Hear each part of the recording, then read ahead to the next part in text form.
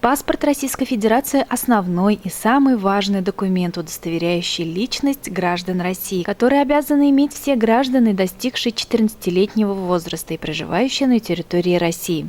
Получение этого документа для юных граждан означает начало взрослости и самостоятельности. Традиционно такое знаковое событие проводится в торжественной обстановке, чтобы оно стало запоминающимся.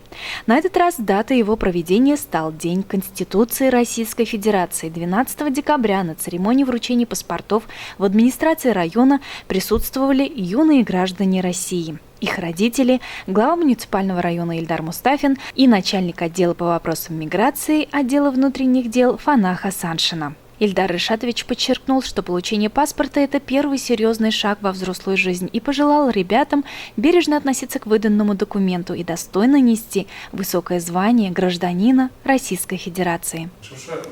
В том числе паспортлар берелер, в том числе прием граждан УКР. Президент страны Владимир Владимирович Путин тоже прием граждан УКР.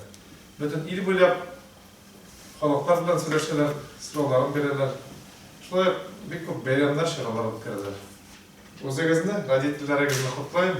Сез паспорт алгач граждан Российской Федерации статусына керәсез.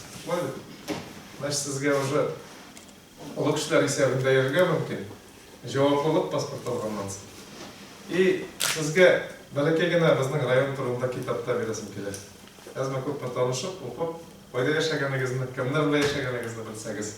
В завершении торжественного мероприятия была сделана общая фотография. Ребята, вдохновленные, радостные, покидали администрацию района, трепетно держа в руках свой первый документ – паспорт гражданина России.